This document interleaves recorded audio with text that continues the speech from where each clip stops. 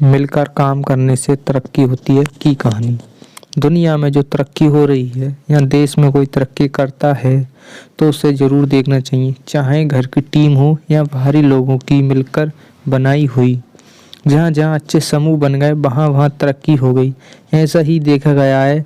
आपके आसपास जितने लोग तरक्की पसंद है वो मिलकर काम करते होंगे, उनका टीम वर्क अच्छा होगा। एक परिवार था, वो गरीब था, खाने को कुछ नहीं था। काफ़ी सोचा कि काम मिले मगर काम नहीं मिला। 2 बच्चे थे, बीवी थे। एक दिन उन्हें विचार आया कि गांव में काम मिलना मुश्किल है, चलो कहीं और चलते हैं। इस इरादे से वे एक दिन गांव छोड़कर चले गए। रात का समय था, रास्ता भी जंगली था। सोचा वृक्ष के नीचे रात गुजारी जाए।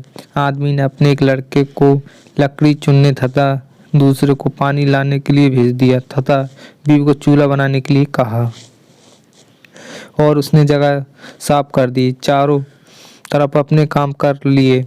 चूल्हा जलाया, पानी गर्म होने लग गया। वृक्ष के ऊपर हंस रहता था। वो सोचने लगा, ये कैसा मूर्ख, इन्होंने चूल्हा तो जला लिया मगर इनके पास पकाने को तो नहीं है कुछ भी। हंस ने उनसे पूछा, तुम्हारे पास पकाने को क्या है? वो आदमी बोला, तुझे मार के खाएंगे। हंस बोला, मुझे क्यों मारोगे? आदमी बोला, हमारे पास न पैसा है ना ही सामान, तो क्या करें? हंस सोच में पड़ गया, इन्होंने चूल्हा भी जला दिया। सब कर्मशील हैं, मुझे तो ये खा ही जाएंगे। तो हंस बोला, अगर मैं सबको धन दे दूं तो मुझे छोड़ दोगे? घर का स्वामी बोला, हाँ छोड़ देंगे। हंस कहने लगा, मेरे साथ चलो, मैं तुम्हें धन देता हूँ। हंस उनको थोड़ी दूर ले गया और चोंच से इशारा किया और कहा कि यहाँ से निकाल लो। उन्होंने गड्ढा खोदा और वहाँ से धन निकाल लिया। हंस का धन्यवाद करके वापस अपने गांव आ गए और एक ही दिन में खूब मौज से रहने लगे।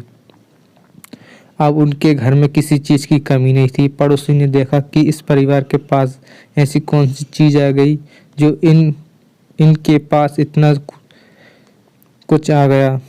उसने छोटे लड़के को बुला कर सारी बात पूछ ली कि पैसा कहाँ से आया। उनके भी 2 बच्चे थे, उन्होंने भी ऐसी योजना बनाई और चल दिए। उन्होंने उसी वृक्ष के नीचे डेरा लगा दिया। आदमी ने अपने लड़के को कहा, लकड़ी लाओ तथा छोटे लड़के को पानी लाने के लिए कहा, परंतु दोनों आनाकानी करने लगे। बीवी ने कहा कि मैं थक चुकी हूँ। जैसे जैसे पानी लकड़ी इकट्ठी हो गई और पानी गर्म होने लगा। फिर हंस आया और बोला, तुम्हारे पास खाने को तो नहीं है तो फिर पानी गर्म कर रहे हो? आदमी बोला, तुझे मारकर खाएंगे। हंस मुस्कुरा कर उठा और बोला, मारने वाले तो तीन दिन पहले ही आए थे। तुम अपना समय खराब मत करो, घर जाओ। तुम मुझे क्या मारोगे? तुम तो आपस में ही लड़ रहे हो। जिन्होंने दूसरे को जितना होता है वो खुद नहीं लड़ते। संसार का ये नियम भी ऐसा ही है। जिन लोगों ने तरक्की करनी है वे मिलकर चलते हैं और आज भी संसार में उनका ही बोलबाला है। जो आपसी तालमेल में रहते हैं वे ही समाज में रूपी हंस को जीत सकते हैं। Thank you so much watching.